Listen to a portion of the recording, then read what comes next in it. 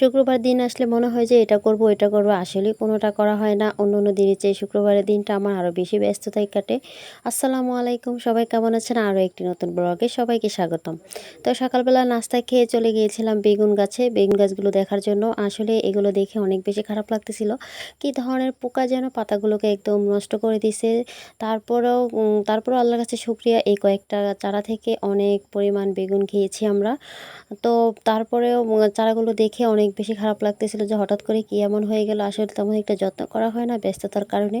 তো দেখতেছি যে এখনও মোটামুটি বেগুন আছে, প্রতিদিনই 2-1টা করে সবসময় নেওয়া হচ্ছে, তরকারির মধ্যে মিক্সড করা হচ্ছে, বেগুন ভর্তা, বড়া সবটাই করে খাওয়া হচ্ছে। তারপরেও মাশাআল্লাহ অনেকগুলো বেগুন ছিল। তো ভাবতেছি যে কী করব। তো এখান থেকে কয়েকটা বেগুন আমি পেড়ে নিই, যে বেগুনি যেহেতু বেসন ছিল কিছু, তো আমি ভাবলাম যে বেগুনি বানাবো।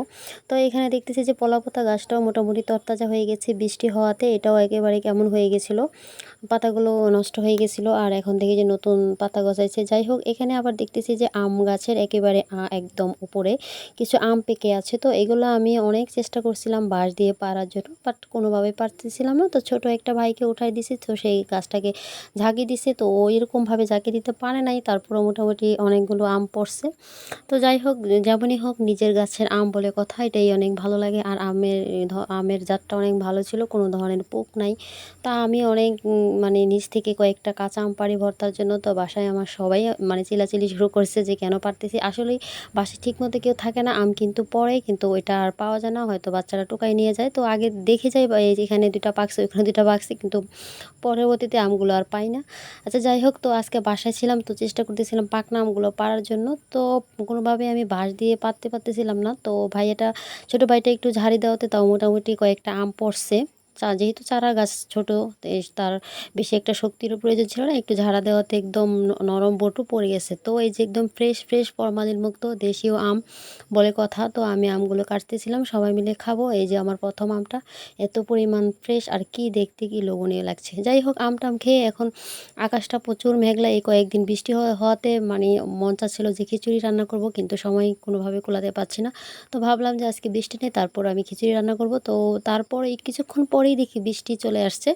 যাই হোক, বৃষ্টির মধ্যে খাইতে চাইছি, এই জন্য হয়তো আল্লাহ তাআলা কবুল করে নিছে। তো এগুলো সব কিছু এখানে বানাবো, আমি কিছু পেঁয়াজও বানাবো। তো পেঁয়াজও সবাই আবদার করে বসে আছে, আর আমার হাতের পেঁয়াজও সবসময় নাকি একটু মচমচে হয়, এই জন্য। তো তো আমি এগুলো সবগুলো কুটে নিয়ে নিয়েছি, আর হচ্ছে যে এখানে ডাউল ভিজিয়ে দিয়েছি। তো আমি একদম নর্মালি সবজি যেটা লেটকা খিচুড়ি বলে সেটা বানাবো। আর হচ্ছে যে বেগুন নিয়ে আসছে, আর বেগুনগুলোকে, আর এখানে হচ্ছে যে বেসনটা একটু ঘুলাইয়া পানির মধ্যে একটু রেখে দিই আমি, যাতে বেসনটা দিতেই বেগুনিটা সুন্দর হয়, একদম ফুলে। আর এটা সুন্দর করে একটু করে ভিজিয়ে রাখছিলাম লবণ দিয়ে, তো এখন পানি ঝেড়ে উঠায় রাখছি। তো আরও পানি ঝরার পর একদম লাস্ট টাইম এটা করে নেব। যাই হোক, পরে এটা আমি বাহিরে করি, আর একটু রোদের তাপ ছিল, তো আমার তখন মানে করতে কোনো ধরনের ভিডিও আমি করে নিতে পারিনি, আমার অনেক বেশি খারাপ লাগছিল। তো পরে শেষে এই যে এইগুলো হলো আমার ফাইনাল লুক, দুপুরের খাবার। এটা হচ্ছে যে মুরগির মাংস, আর হচ্ছে যে লেটকা খিচুড়ি, আর হচ্ছে যে পেঁয়াজও, আর হচ্ছে যে বেগুনি। যাই হোক, অনেক বেশি ভালো লাগছে, সবাই মিলে একসাথে খেলাম। এই ছিল আজকে ভিডিও। তো ভালো থাকবেন, সুস্থ থাকবেন, আল্লাহ হাফিজ।